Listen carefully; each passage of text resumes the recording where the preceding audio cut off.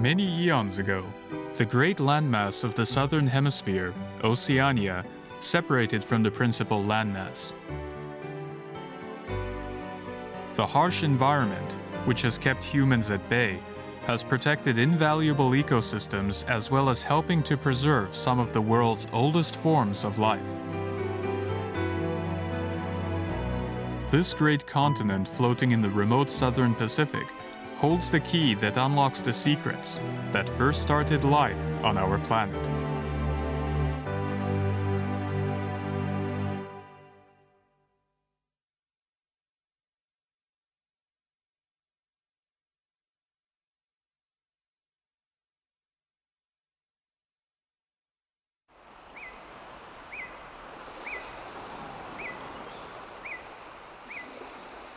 South of the equator, a great coral reef spreads out some 2,000 kilometers off the northeast coast of Australia.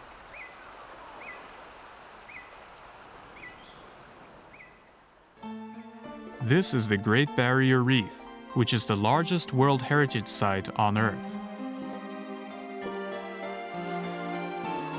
On what is a shallow continental shelf with water depths of only 20 to 30 meters, water temperatures are above 20 degrees Celsius throughout the year.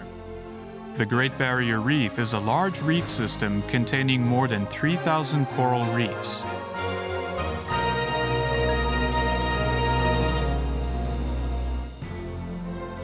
Dotting the waters around the reefs are many atolls with white sand beaches.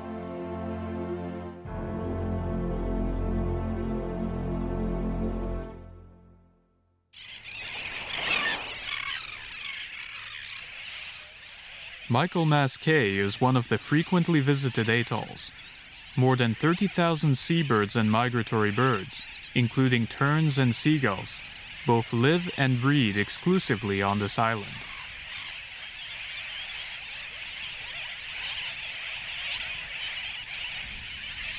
The Great Barrier Reef is an important refuge for birds as well as fish.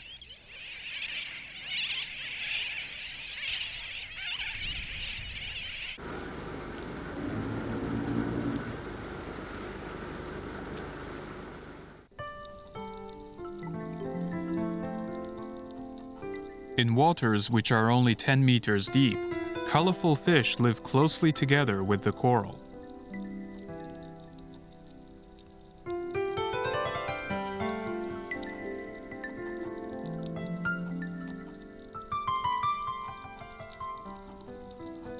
Corals live in tropical waters located between 30 degrees north and 30 degrees south. There are approximately 700 species of coral, of which 400 have been confirmed as living in the Great Barrier Reef.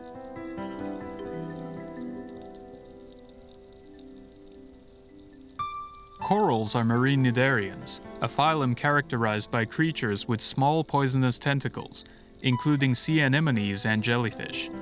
Cnidarians are relatively simple creatures that eat plankton. They have bodies composed of a sac or polyp, a mouth, and tentacles. Coral differs from other cnidarians in two ways. First, they live symbiotically with small plants to obtain energy through photosynthesis. Second, corals form and then live inside hard calcareous skeletons. Polyps create their calcareous skeletons as they multiply, forming large groups which eventually form coral reefs. Every November, on the night of the full moon, a mysterious spectacle can be witnessed on the Great Barrier Reef.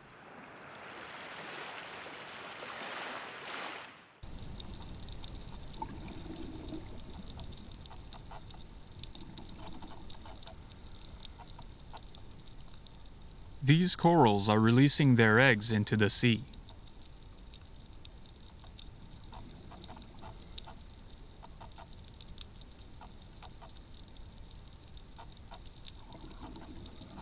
Each polyp releases a gamete bundle, approximately 2 millimeters in diameter, which contains both eggs and sperm.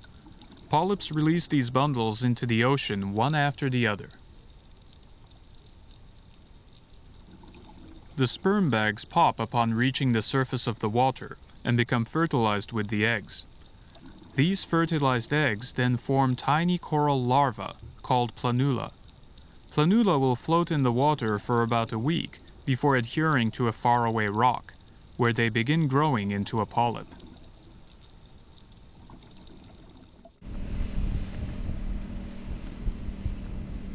Why the Great Barrier Reef formed in these particular waters is explained by the area's unique natural environment.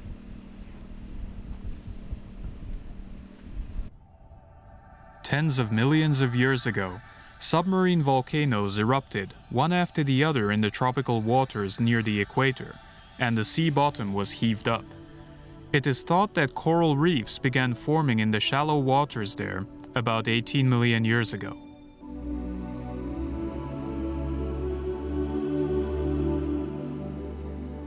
From these equatorial waters, the larvae of these ancient coral reefs then floated south along the north-south flowing East Australian Current to the waters off the east coast of Australia. In these shallow, warm waters, the coral reefs continued growing, eventually turning into a vast coral reef system 20 to 30 kilometers off the coast of Cairns. Some planula floated much further south along the current, forming reefs well off the coast.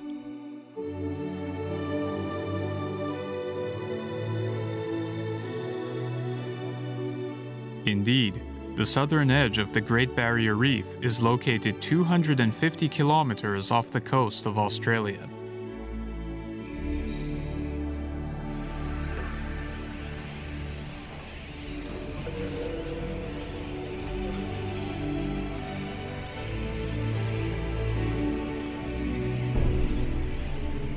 Spread off the coast like breakwater, the reef is called a barrier reef.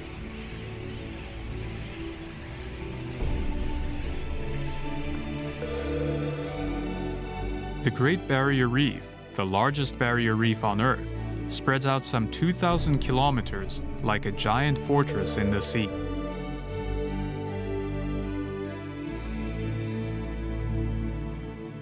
The calm waters within the barrier reef are protected from the winds and tall waves of the open ocean beyond the reef. In these well-protected waters, coral grows larger than in other places in the world.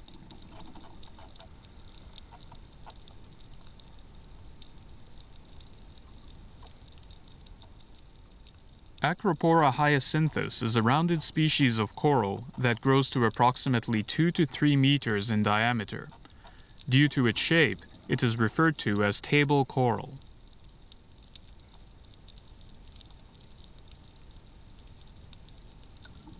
With long branches more than a dozen centimeters in length, Acropora nobilis, or staghorn coral, ranges for dozens of meters.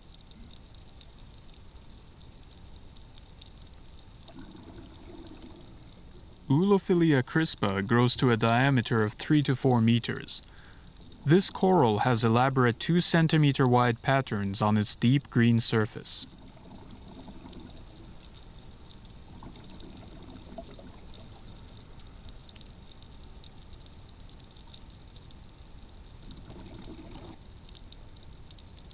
Acropora monticulosa sticks out its cone-shaped branches like fingers.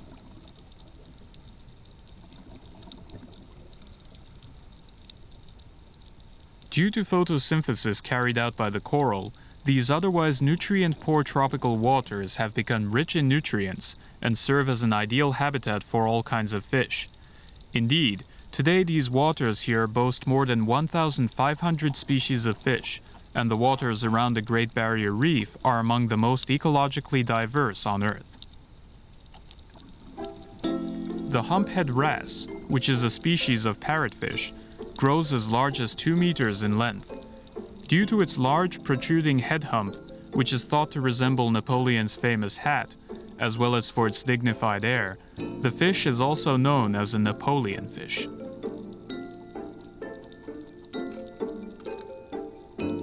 This 6-banded angelfish received its name due to the 6 bands of color found on its body.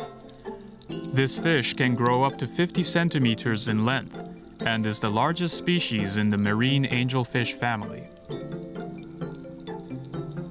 This bullet-head parrotfish crunches on the coral reef with its mouth, which resembles a parrot's beak.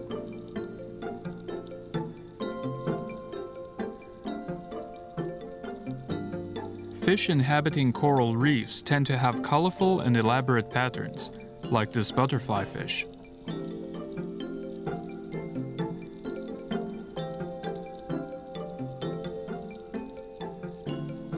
The reason for this is that these patterns and colors help them blend into the colorful reefs to elude predators.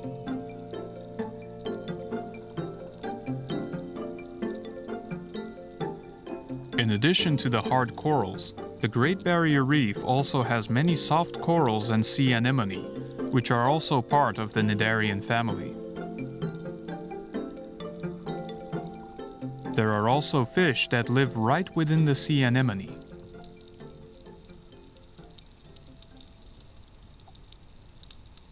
This clownfish, which belongs to the Pomacentridae family of clownfish and damselfish, is 5 centimeters in length. A somewhat large fish, this is a barrier reef anemone fish, a fish endemic to these waters.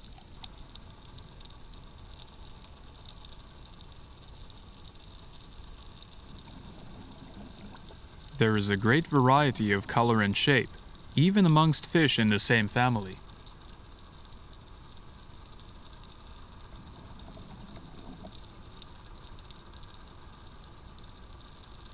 This twin-spot goby, which moves in an amusing manner, is a member of the goby family.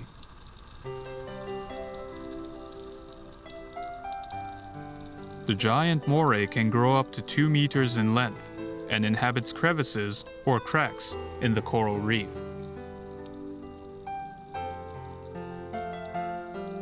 We can also find various kinds of migratory fish that arrive in these waters along with the current, including sharks such as the white-tip reef shark, as well as dugongs and whales inhabiting the waters around the Great Barrier Reef. The Great Barrier Reef's unique natural environment has promoted the prolific growth of coral, resulting in highly nutrient-rich waters that support a myriad of marine life. The colorful world in which fish gracefully swim amidst coral reefs is one of the great splendors on Earth.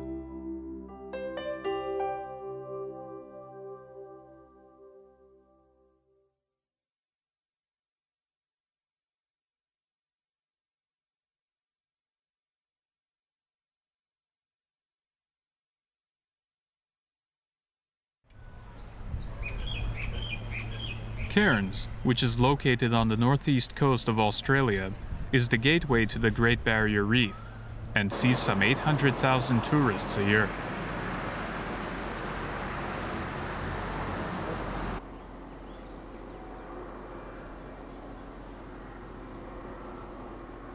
Verdant forests spread out behind the city.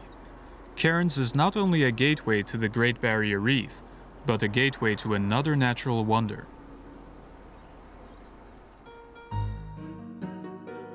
Occupying an area of 8,944 square kilometers, the wet tropics of Queensland is a tropical rainforest that spreads 450 kilometers down the northeastern coast of Australia.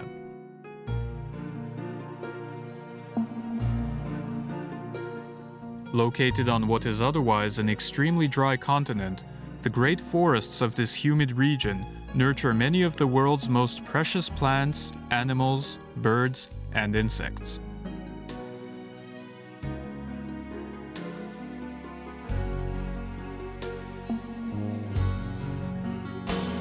Rainforests were able to survive in this extremely dry land as a result of volcanic activities, which continued up till approximately 10,000 years ago.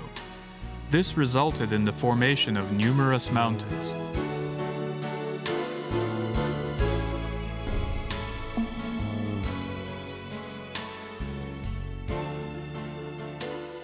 The only hint remaining to show that this area was once volcanically active is this crater lake on top of the mountain.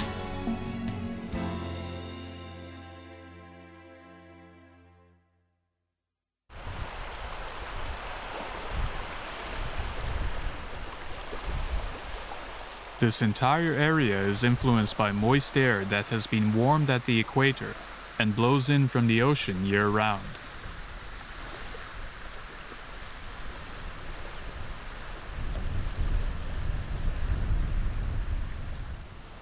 This moist air bumps up against the mountains where it makes clouds, producing large amounts of rain.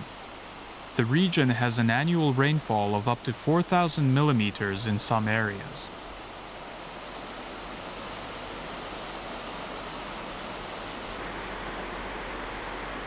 The tropical sunshine and plentiful rain have cultivated vast forests, which over time have nurtured this wet tropics region.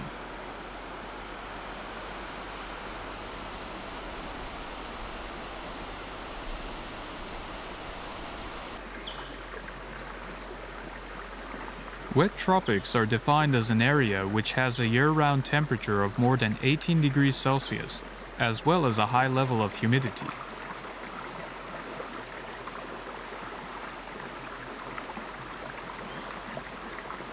Unusual in the rainforest, we find tall coniferous trees growing alongside broad-leaved evergreen trees, such as acacia, as well as eucalyptus, which is native to Australia.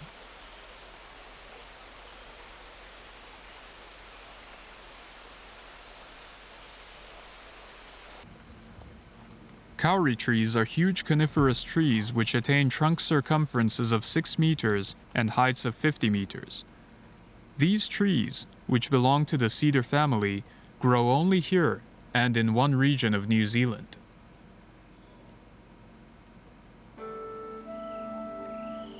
The trees in the rainforest grow most of their branches and leaves on the upper parts of their trunks.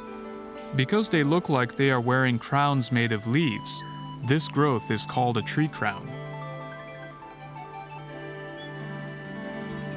In order to gain as much sunlight as possible, tree crowns have grown one against the other, forming the forest canopy.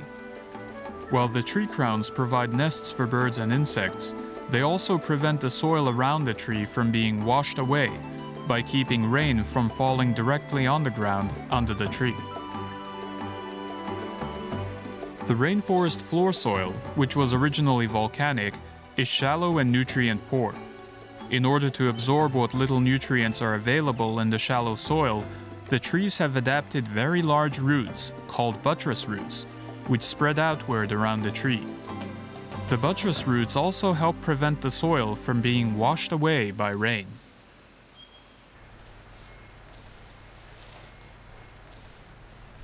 In the rainforest, plants must fiercely compete for sunlight to survive.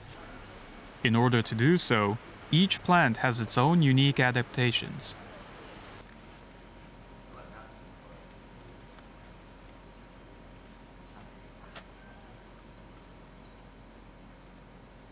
King fern have grown in these forests for some 300 million years. This species differs from other species in that it can grow several meters in height with leaves that grow out of its trunk, similar to a tree.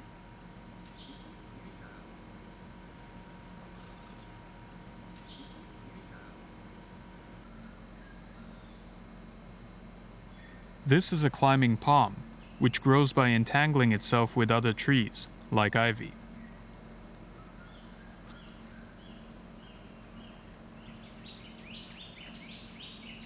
Sharp bristles cover the stems. Using these bristles, the climbing palm entangles itself with another tree to grow taller. There are many types of climbing palms, and many have their own uniquely shaped bristles.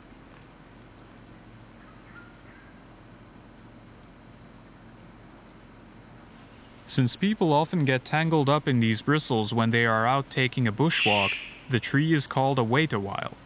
This is because if you get caught in one, it will take a while to untangle yourself.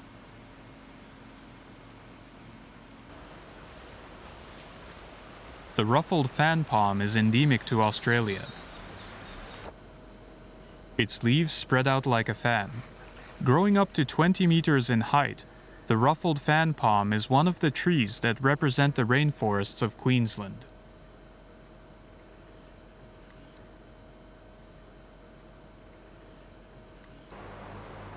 A large basket-like plant grows in the upper branches of this tree. Known as basket ferns, these plants are aerial, formed and exposed in air.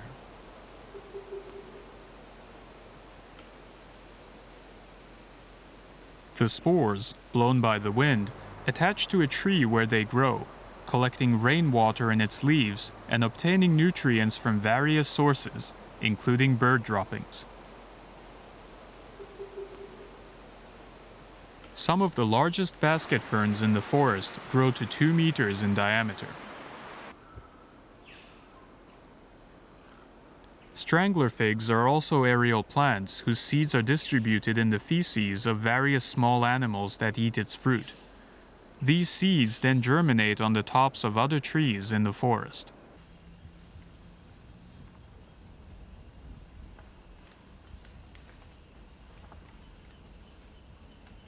This extremely resourceful tree extends its roots down to the ground where it absorbs nutrients directly from the soil. It is known as a strangler fig because it often kills whatever plant it has attached to by choking the other tree with its roots. This huge tree, which is known as a curtain fig, is said to be 500 years old.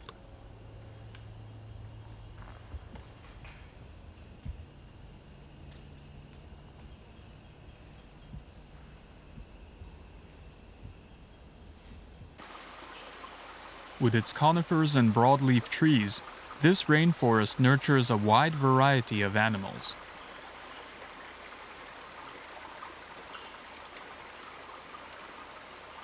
Because they mainly eat fruit, nuts, and honey, these bats are known as fruit bats. This species of bat does not use biosonar or echolocation, instead searching for food with its large eyes. Rainbow lorikeets can be seen in most forests of Australia.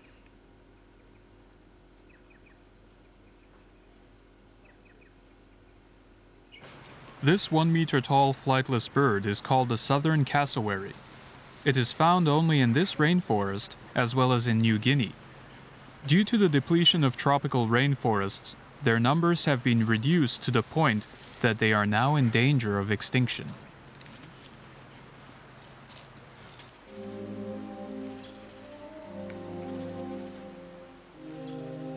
In addition to rainforests, there is a lava plateau called Granite Gorge, which has retained the same appearance over time.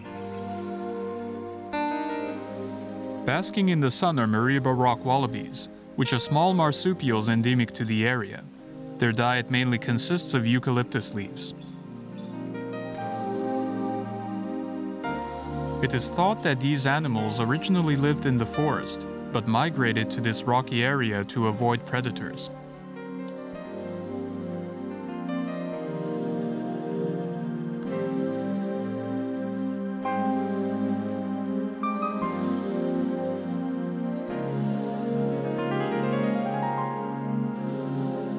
The ecologically rich rainforest is alive with animals even at night.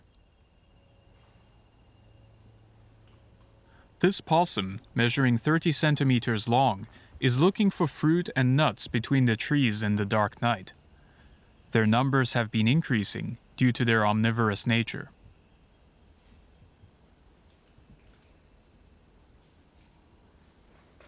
This bandicoot, also a marsupial, in the same family as kangaroos, is cleverly using its long snout to catch earthworms in the soil.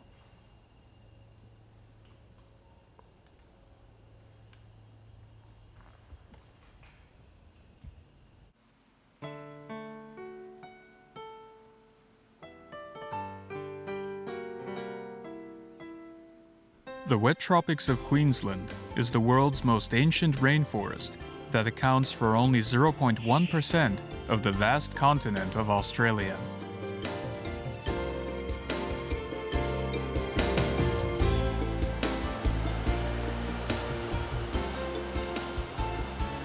It is an irreplaceable treasure, nurturing many of the world's most precious forms of animal and plant life.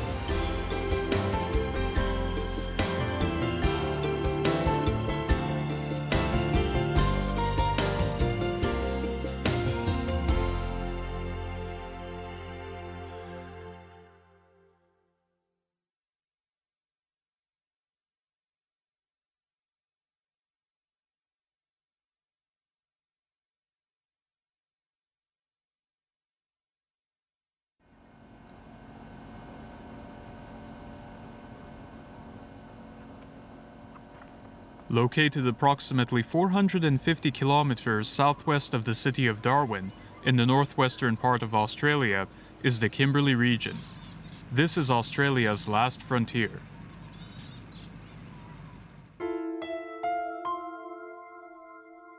The region, which is between 15 and 20 degrees south latitude, relatively close to the equator, has a tropical savanna climate. During the dry season, falling between April and October, the region receives little rain, with daytime temperatures of over 40 degrees Celsius. During the rainy season, which falls between November and March, the region receives as much as 700 millimeters of rain. It is a harsh environment with only 2 extreme seasons. In 1983, a reporter wrote an article about some interestingly shaped gigantic rock formations in this area. This put the area on the map, and as tourists began to visit, it was designated as an Australian National Park in 1987.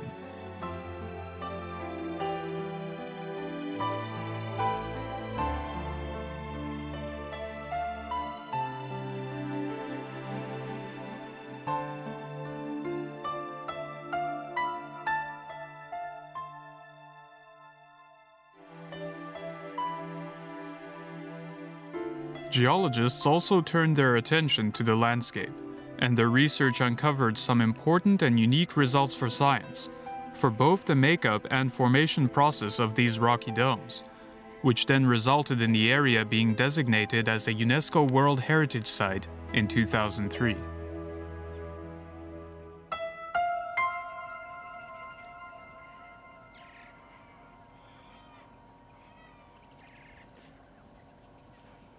This mountain range is known as Bungle Bungle. The name Bungle Bungle was probably a corruption of the name of a common grass found in the area, called Bundle Bundle, in the local Aboriginal language.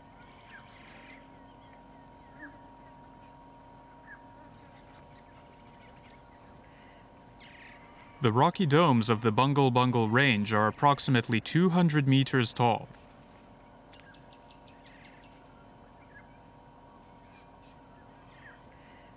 Beehive-shaped orange and black-striped domes continue in 4 directions for 20 kilometers.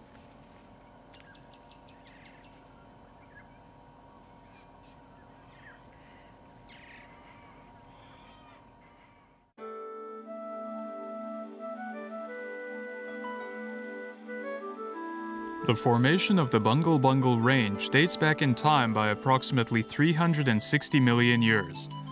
It is believed that this area was originally a lowland dominated by mountains.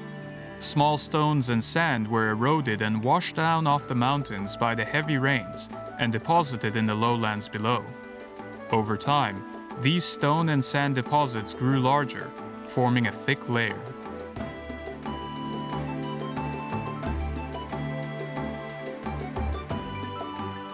The stratum soon buried under the earth and hardened, forming sandstone.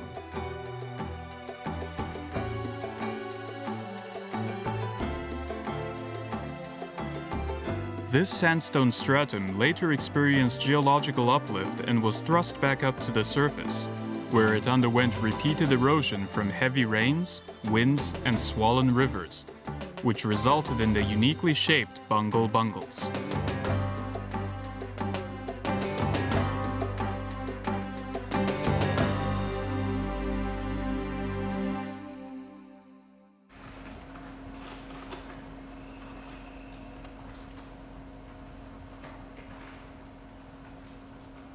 Sandwiched between the crevices and gullies, which were also created by erosion, are many huge rocks, some weighing several tons. These rocks are believed to have fallen from the peaks above.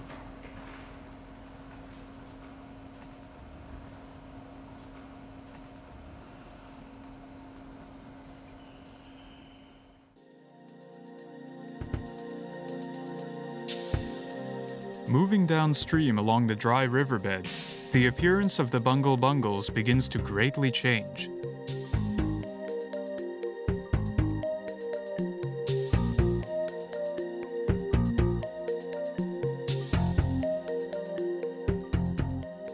In contrast to the area upstream, here we find a series of countless cone-shaped rocky mountains that appear like pincushions.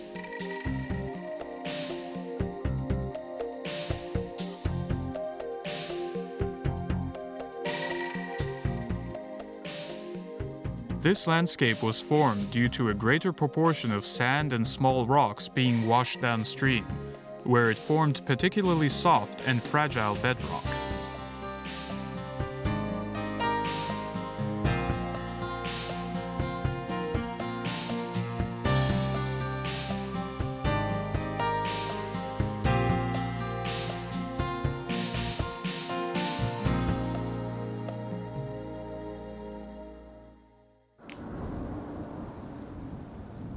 Where the riverbed ends, one of Australia's largest deserts, the Tanami Desert, unfolds in front of one's eyes.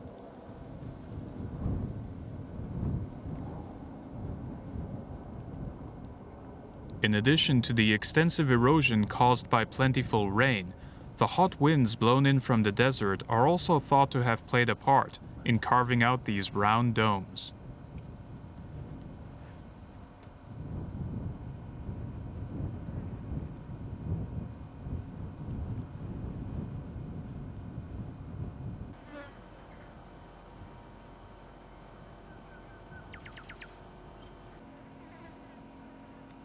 The domes have characteristic orange and black striped patterns. These tree ring-like bands were created by slight differences in the strata's mineral content, the effects of oxygen in the air, tropical sunlight, and a primitive form of bacteria.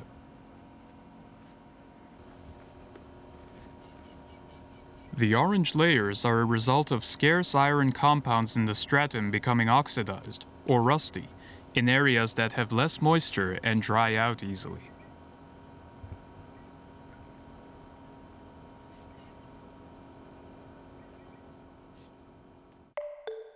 Interestingly, the sandstone stratum has alternating layers of varying densities of moist and dry layers, every 10 centimeters or so. These different layers are a result of location and the age of each stratum. The black bands are the moisture-rich layers that are not prone to becoming dried out.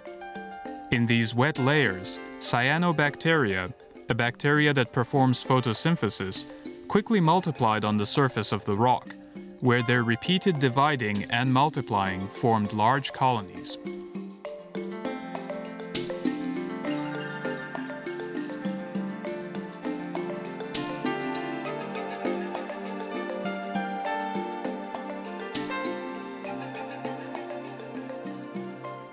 The orange and black banding only covers the surface of the sandstone layers.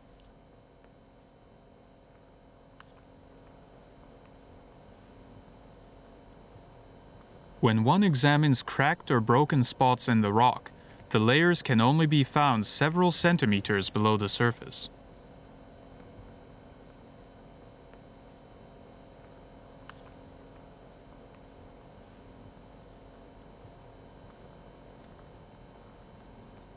Beneath this surface, there is packed and hardened white sand.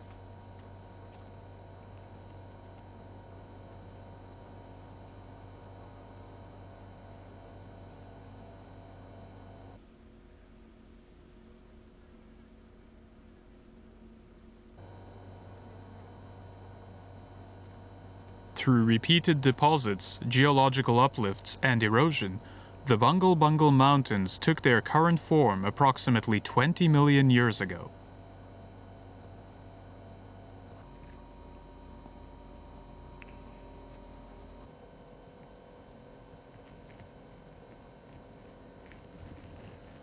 Along with their surrounding area, the Bungle Bungles are today preserved as Purnululu National Park. The name Purnululu means sandstone in the local Aboriginal language.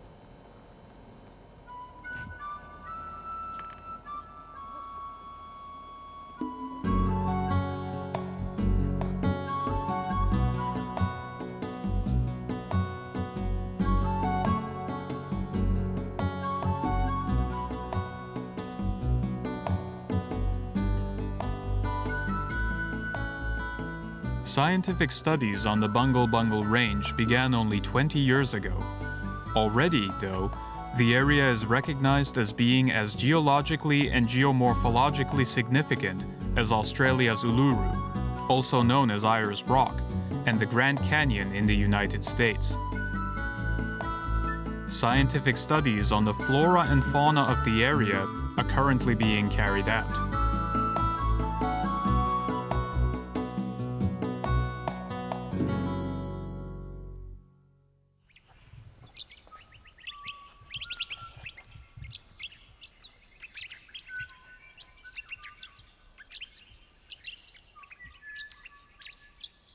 The Bungle Bungles turn red in the morning sunlight.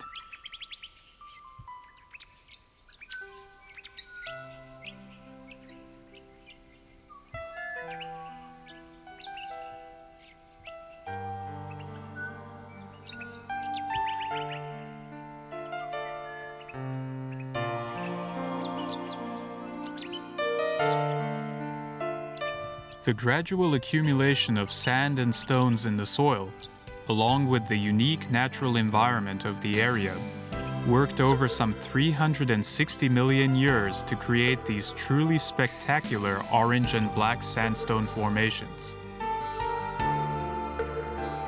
The Bungle Bungle Range World Heritage Site tells within its rocks the lost history of the great land of Australia.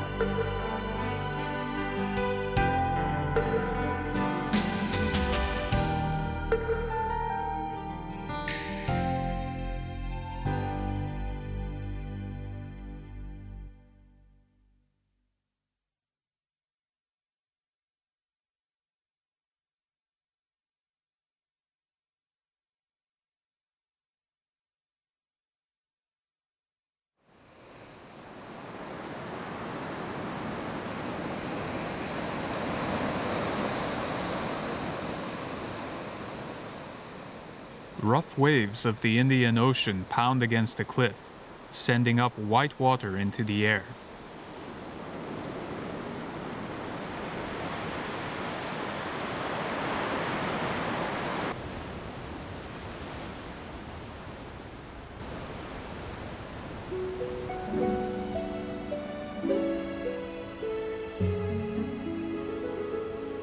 The Zuiddorp Cliffs, located in the central part of the western coast of Australia, protrude out towards the sea.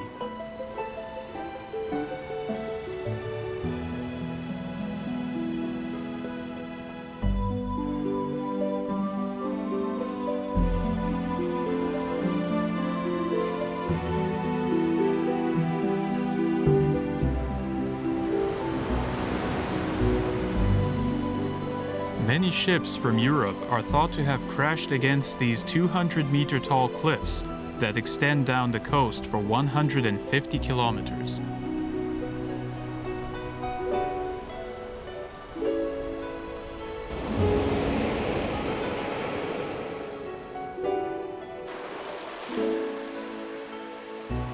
These cliffs, which were the bane of ships, function as a breakwater separating inlets and peninsulas from the open sea.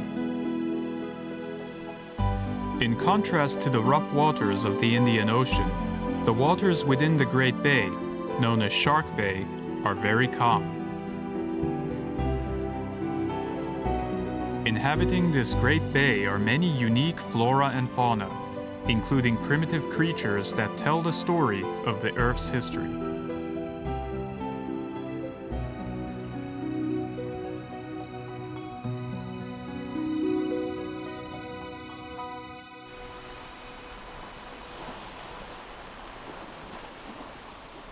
In 1699, a British explorer who had come to these far-flung shores named the bay Shark Bay when he saw sharks swimming in its waters. The bay is quite shallow, with an average depth of only 9 meters. Even the deepest areas have depths of only 29 meters.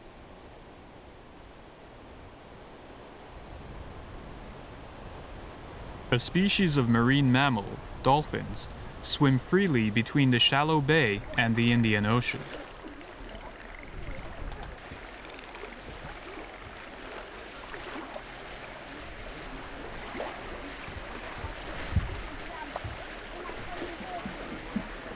wild dolphins have swum right up to the coast.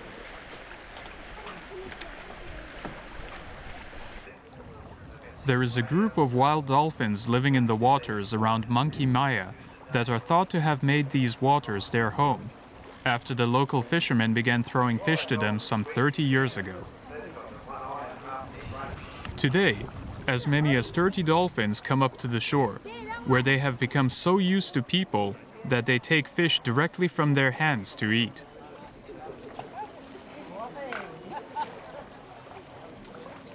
This type of human interaction with wild dolphins is hard to find in many other places on Earth.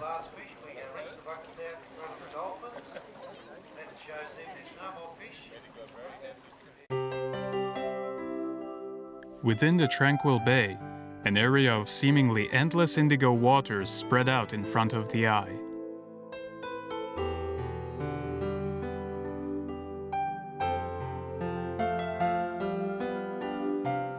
Exposed to plenty of sunlight in the shallow waters of the bay, seaweed grows plentifully.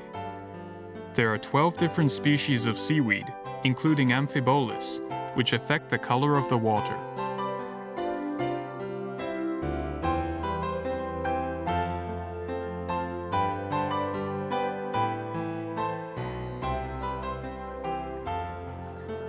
Almost twice as large as Tokyo, with an area of approximately 4,000 square kilometers, these are the world's largest seagrass meadows.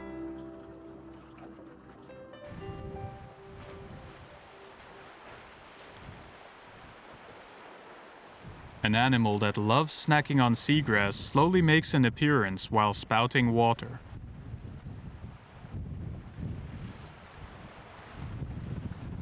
This marine animal is a dugong, a creature which is said to have been the inspiration for mermaids.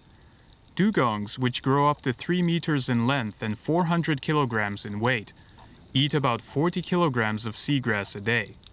For this reason, they can only live in waters with an abundance of seagrass.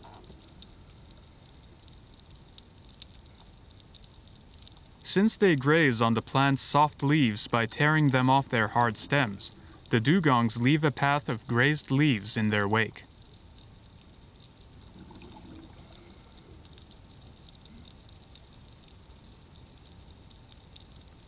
Currently, approximately 10,000 dugongs are said to be living in the waters of Shark Bay. This number accounts for 10% of all dugongs in the world, and is the world's largest concentration of them.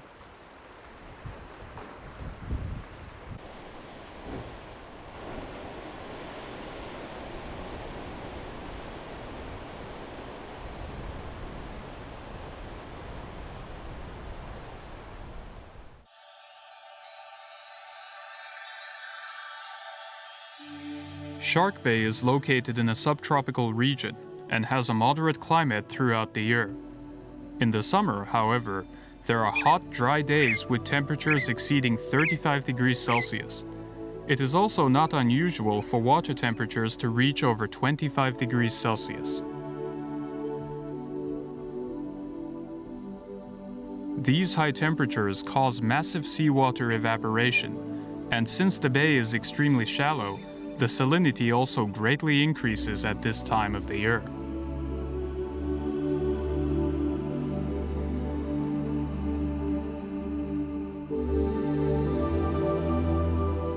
Salinity particularly increases in the bay interior, where there are minimal currents. Salt concentrations are often twice that of normal seawater.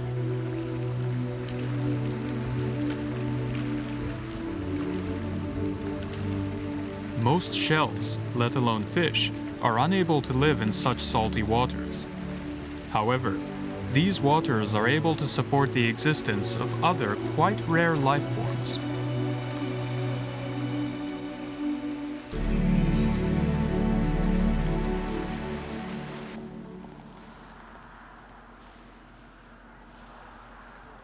Glistening white beaches spread out as far as the eye can see.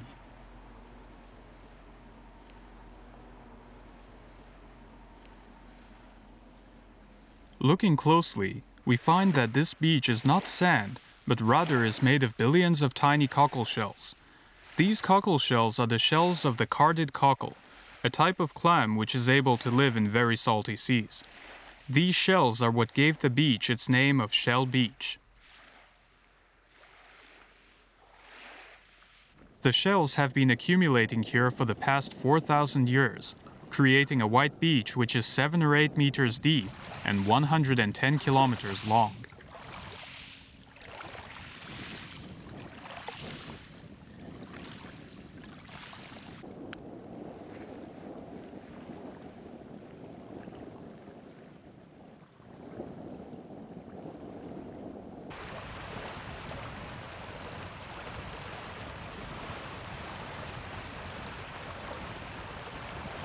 Located deep within the bay, about 150 kilometers inside its mouth, is Hamelin Pool. At the water's edge, we find black stones covering the beach. These 50 to 60 centimeter long stones are stromatolites. Known as living fossils, they are what made Shark Bay famous throughout the world.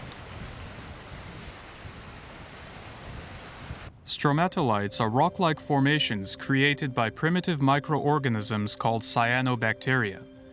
Cyanobacteria are extremely small, measuring only between 1/100th to 1/1000th of a millimeter. The organisms, which live in the sea, secrete mucus to trap sedimentary grains, which are then cemented together by calcium carbonate to form stromatolites. Stromatolites form very slowly, growing only about 0.4 millimeters a year. Oxygen is emitted from the exterior of the stromatolites. Cyanobacteria, which can live on the surface of these stromatolites in huge colonies, use sunlight to perform photosynthesis. There are more than 50 types of cyanobacteria living in the waters of Shark Bay, and stromatolite shapes differ depending on both the cyanobacteria species and water depth.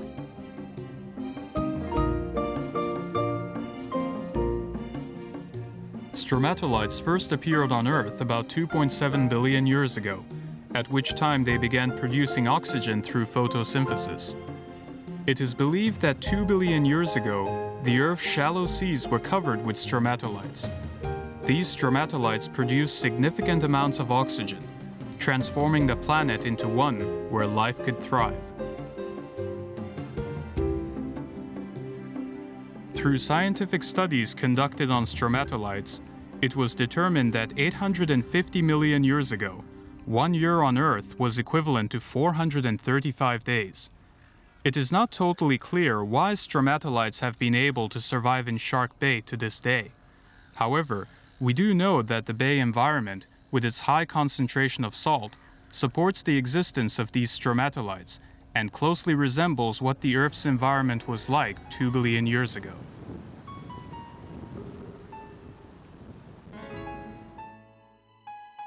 The phenomenal waters of Shark Bay were created by various overlapping environmental factors, which include the tremendous natural barrier of the Zuiddorp Cliffs, which protect the shallow, highly saline waters of the bay.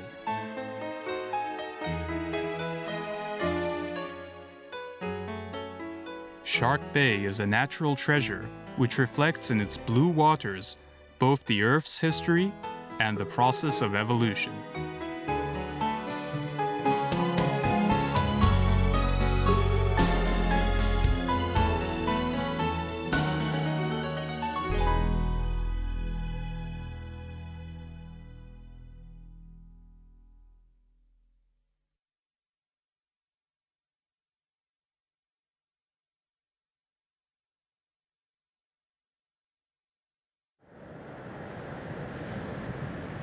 Cold and wet winds blow in along the coastline of New Zealand's South Island. This area is known in the native Maori language as Te Wahipu Namu, meaning the place of greenstone.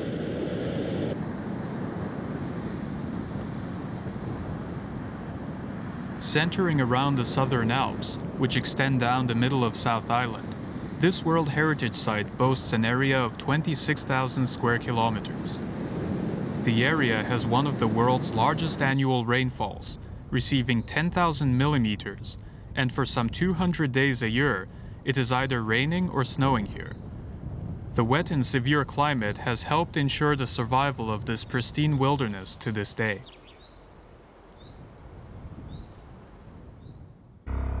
The southern Alps are completely covered in a thick blanket of white snow, reminiscent of what much of the Earth must have looked like during the Ice Age. More than 100 very steep, 2,000-meter tall mountains stand next to each other. The highest amongst these great peaks is Mount Cook, which has an altitude of 3,764 meters. The mountain is known by the Maori as Aoraki, the cloud piercer.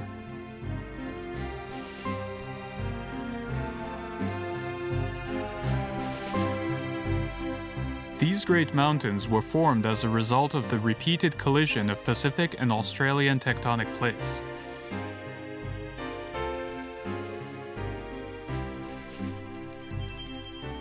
The subsequent uplift continues even today.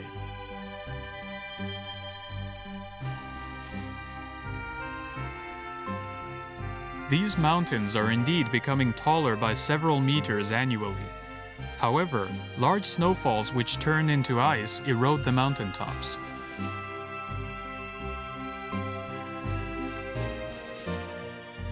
Those areas with altitudes of over 2,000 meters receive 12 meters of snow every year. The accumulated snow is further cooled by the wind and compressed down into layers. These layers then form gigantic chunks of ice, compressed by their sheer weight.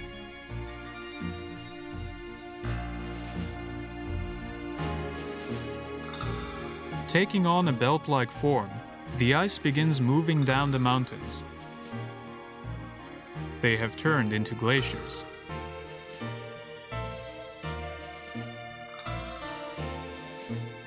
The glaciers, some of which are 300 meters thick, scrape the surface of the mountains. This erosion not only slows down the rising of the mountains, but it has also carved out what is a truly unique and stunning natural landscape.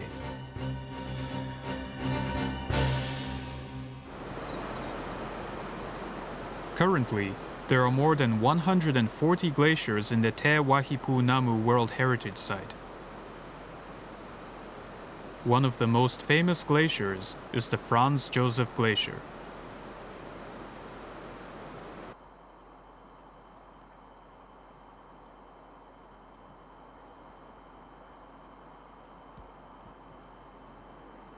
The glacier has a variety of shapes and views, and together with a guide, one can walk right on the surface of the glacier.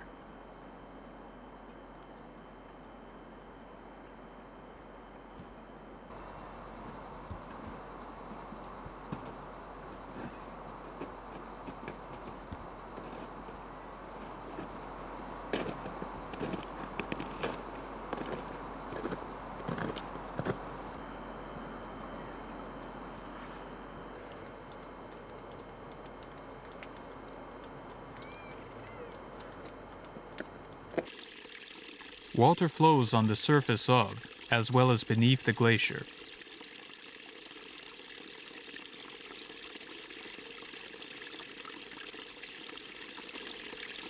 Even today, both gravity and the tremendous power of water propel this glacier from dozens of centimeters to 2 meters a day.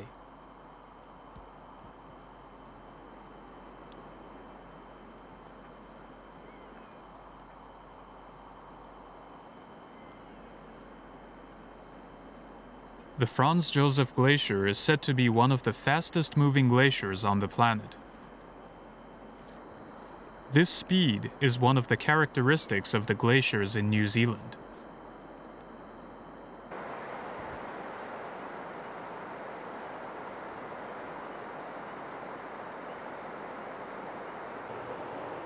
At the foot of many of the mountains, we find valleys called U-shaped valleys.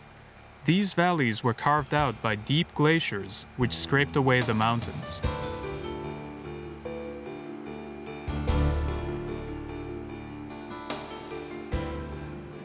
Around 14,000 years ago, towards the end of the last ice age, when much of the Earth's surface was covered in glaciers, the mountains of Te Waihipunamu were covered in thick glaciers, more than 1,000 meters thick.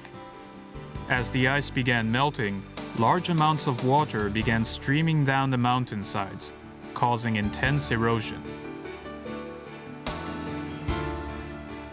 Seawater from the Tasman Sea flowed into this eroded coastline, slowly forming long and elaborate inlets called fjords.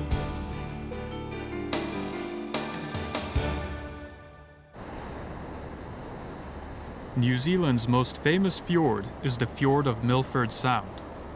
Going back 16 kilometers, the inlet is surrounded by towering 1,000-meter-tall cliffs, which were also carved out by the glaciers.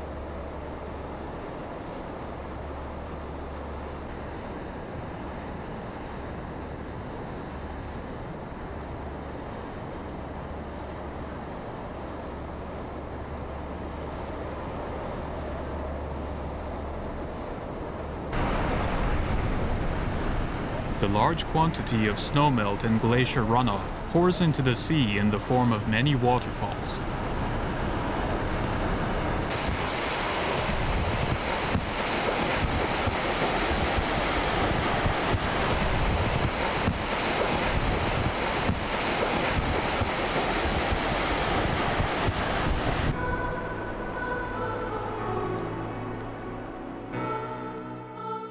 The snowmelt from the glaciers, as well as the abundance of rain in the area, have nurtured what are the truly unique and ancient forests at the foot of the mountains.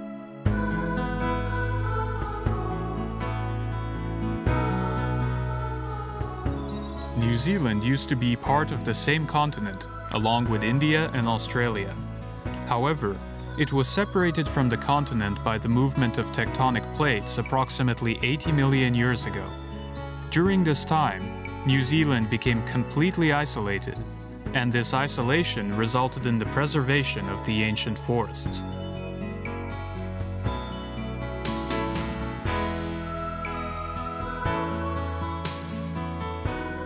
A variety of moss and ferns, primitive plants born approximately 300 million years ago, grow thick in the forests here. These plants were able to survive the Ice Age and have slowly continued adapting to their environment.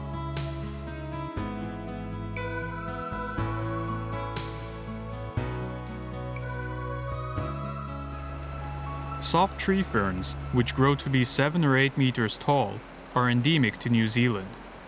Rather than shedding its dead fronds, the tree fern adapts to the cold weather by forming a skirt of dead fronds around its trunk to keep warm.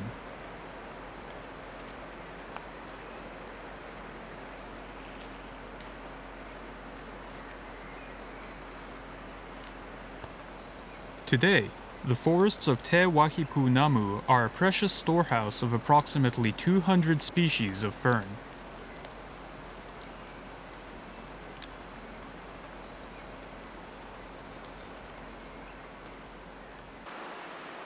We also find in the forests birds that are no longer able to fly.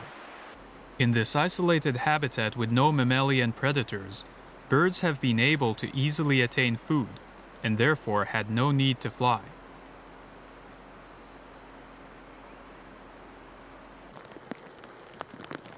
The flightless takahe, a bird about 60 centimeters in length, eats nuts and ferns. It is a beautiful bird with a red beak and blue and green body feathers.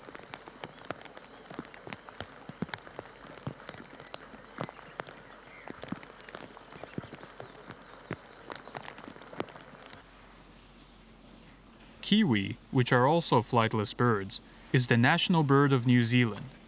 The kiwi is the only bird that has a nasal passage at the tip of its beak. A nocturnal animal, when night falls, the kiwi starts looking for its favorite snack of earthworms by cleverly using its beak.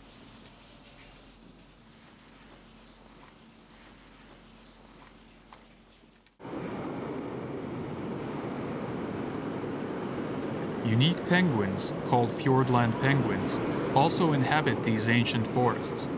Here they make their nests in the same place every year, laying their eggs and raising their chicks. There are only 3,000 fjordland penguins in the world, all of which can only be found in this region. In July, they make their nests behind rocks in the forest. Then, after the eggs hatch, the parents go and bring back fish to the nest for their chicks every day, until the chicks are ready to leave the nest around December. The Fiordland penguin usually produces 2 eggs, and if both hatch, feed only the stronger of the 2 chicks, leaving the other to die of hunger. This is the way these creatures have adapted to the harsh natural environment.